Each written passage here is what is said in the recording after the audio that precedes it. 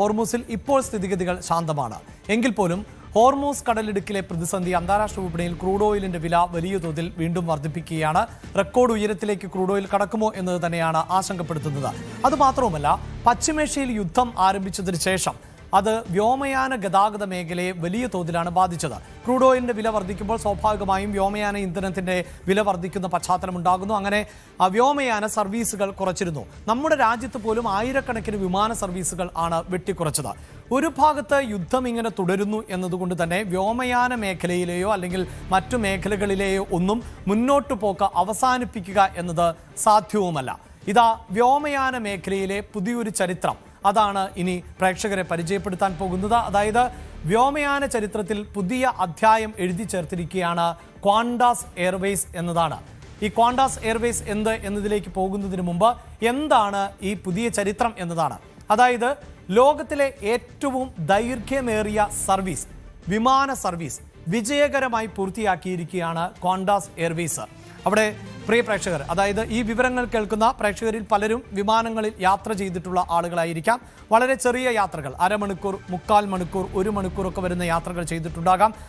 ഒരു പക്ഷേ കേരളത്തിൽ നിന്ന് ഡൽഹിയിലേക്കുള്ള ഒരു യാത്രയാണെങ്കിൽ അതിനൊരു 3 മണിക്കൂറൊക്കെയാണ് വേണ്ടിവരിക.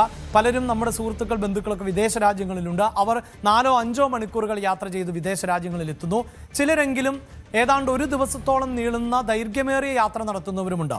അവിടെ പലപ്പോഴും നമുക്കറിയാം, ഒരു സ്പോട്ടിൽ നിന്ന് അല്ലെങ്കിൽ ഒരു വിമാനത്താവളത്തിൽ നിന്ന് മറ്റേതെങ്കിലും ഒരു വിമാനത്താവളത്തിലെത്തി അവിടെ നിന്ന് മറ്റൊരു വിമാനത്തിൽ കയറി അങ്ങനെയൊക്കെയാണ് ദീർഘദൂര യാത്രകൾ നടത്താറുള്ളത്. ഇവിടെ ശ്രദ്ധിക്കേണ്ടത് ക്വാണ്ടാസ് എയർവേസ് നടത്തിയത് ലോകത്തിലെ ഏറ്റവും ദൈർഘ്യമേറിയ സർവീസ് ആണ് എന്നതാണ്.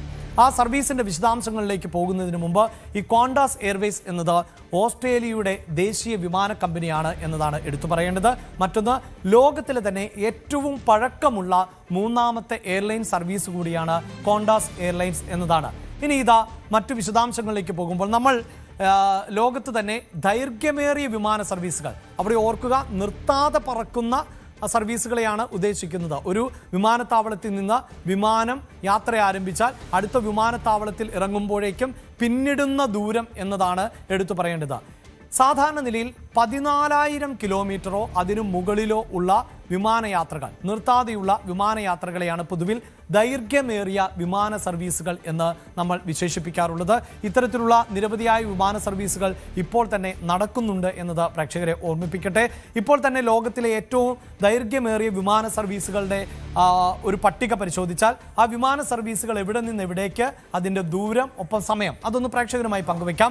സിംഗപ്പൂർ ന്യൂയോർക്ക് എന്ന എയർലൈൻസ്, അതായത് സിംഗപ്പൂരിൽ നിന്ന് ന്യൂയോർക്കിലേക്കും തിരിച്ചുമുള്ള യാത്ര, അത് ഏതാണ്ട് 15,349 കിലോമീറ്ററാണ് ആകാശമാർഗത്തിൽ പിന്നിടുന്നത്.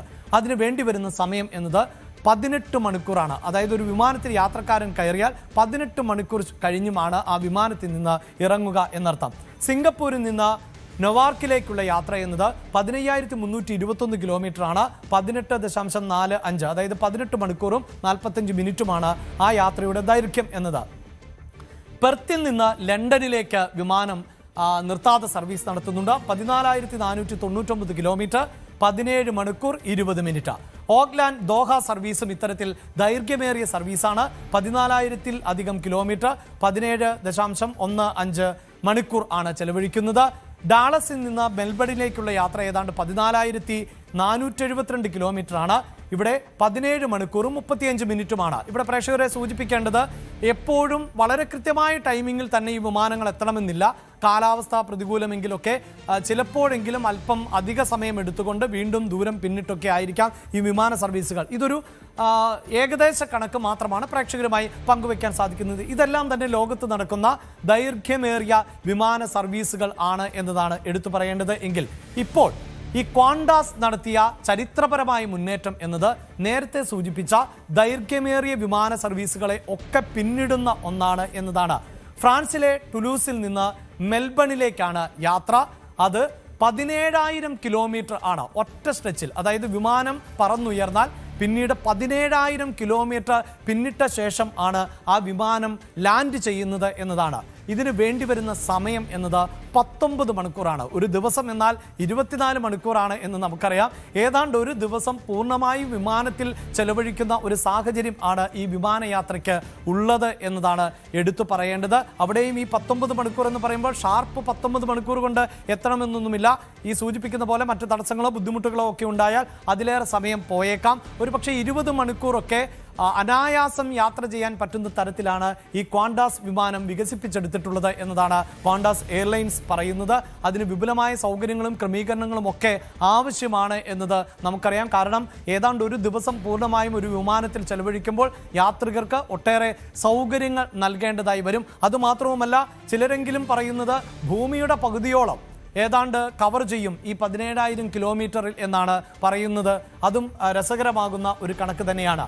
ഇനി കമ്പനി ഇപ്പോൾ പറയുന്നത് ഈ സർവീസ് സിഡ്നിയിൽ നിന്ന് ലണ്ടനിലേക്കും സിഡ്നിയിൽ നിന്ന് ന്യൂയോർക്കിലേക്കും എന്ന തരത്തിൽ ക്രമീകരിക്കുന്നു. അതായത് പുതിയ സർവീസുകൾ കൂടുതൽ ഇപ്പോൾ പരീക്ഷണാടിസ്ഥാനത്തിലാണ് ഈ സർവീസ് നടത്തുകയും വിജയിക്കുകയും ചെയ്തിട്ടുള്ളത്. അത് കൂടുതൽ വിപുലപ്പെടുത്തും എന്നാണ് ക്വാണ്ടാസ് എന്ന കമ്പനി ഇപ്പോൾ പറയുന്നത്. അപ്പോൾ ഏതാണ്ട് 20 മണിക്കൂറോളം തുടർച്ചയായി വിമാനം ഫ്ലൈ ചെയ്യുന്ന തരത്തിൽ ആണ് ഈ വിമാനത്തിൻ്റെ ശേഷി വികസിപ്പിച്ചിട്ടുള്ളത്. നമ്മുടെ ഈ വിമാന സർവീസിൻ്റെ മറ്റു വിശദാംശങ്ങളിലേക്ക് പോകുമ്പോൾ എയർബസ് A350 എന്ന് തുടങ്ങുന്ന 1000 A350 1000 എന്ന വിമാന കാറ്റഗറിയിൽ വരുന്ന വിമാനം ആണ് ഈ ദീർഘദൂര യാത്ര വിജയകരമായി പൂർത്തിയാക്കിയിട്ടുള്ളത്. ഒട്ടേറെ സവിശേഷതകൾ ഞാൻ നേരത്തെ തന്നെ ലോകത്തിലെ ദൈർഘ്യമേറിയ സർവീസുകളെക്കുറിച്ച് സൂചിപ്പിച്ചു കഴിഞ്ഞു. ആ സർവീസുകളിൽ ഉള്ളതിനേക്കാൾ മികച്ച സൗകര്യങ്ങൾ ആണ് യാത്രികർക്ക് ക്വാണ്ടാസ് നൽകുന്നത്. അതിൽ വിശാലമായ ക്യാബിൻ എന്നത് എടുത്തു പറയേണ്ടതാണ്. സ്വാഭാവികമായും മണിക്കൂറുകൾ നമ്മൾ വിമാനത്തിൽ ചെലവഴിക്കുന്ന ഒരു സാഹചര്യത്തിൽ വിശാലമായ ഒരു പ്ലാറ്റ്ഫോം അതിനകത്ത് ഉണ്ടാകേണ്ടതുണ്ട്. അതാണ് ഒന്നാമതായി പറയുന്നത്. മറ്റൊന്ന് മികച്ച ഭക്ഷണം. മണിക്കൂറുകൾ ചെലവഴിക്കുന്നു അവിടെ. വിമാനത്തിൻ്റെ സമയമനുസരിച്ച് പ്രഭാത ഭക്ഷണവും ഉച്ചഭക്ഷണവും ഒരുപക്ഷെ രാത്രി ഭക്ഷണവും അതിനിടയിലുള്ള ഭക്ഷണവും എല്ലാം നൽകേണ്ടതായി വരും. അത് ഏറ്റവും നിലവാരമുള്ള ഏതെങ്കിലും തരത്തിൽ ഭക്ഷണം കഴിച്ച് ഈ യാത്രക്കാർക്ക് ബുദ്ധിമുട്ടുണ്ടാകാത്ത തരത്തിൽ. കാരണം പിന്നീട് ലാൻഡ് ചെയ്യണമെങ്കിൽ 19 മണിക്കൂർ പിന്നിടണം. അതുകൊണ്ട് തന്നെ മികച്ച ഭക്ഷണം ആണ് നൽകുന്നത്.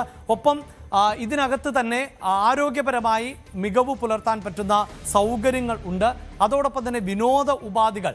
ഇപ്പോൾ തന്നെ നമുക്കറിയാം പലപ്പോഴും ടെലിവിഷൻ സ്ക്രീനും അത്തരം സൗകര്യങ്ങളുമൊക്കെയാണ് സാധാരണയായി ഇത്തരം ദൈർഘ്യമേറിയ വിമാനങ്ങളിൽ നൽകുന്നത്. ഇന്റർനെറ്റ് പോലെയുള്ള സംവിധാനങ്ങളൊക്കെ നൽകുന്നുണ്ട്.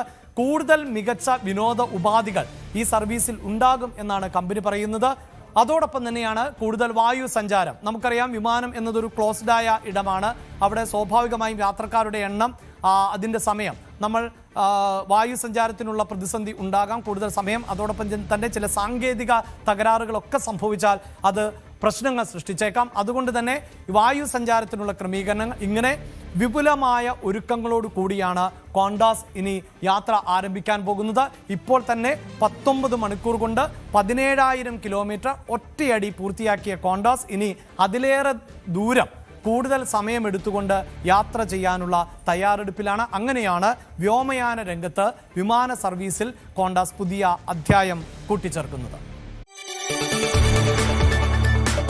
കൂടുതൽ വാർത്തകൾക്ക് news 18 Keralam YouTube channel subscribe ചെയ്യുക.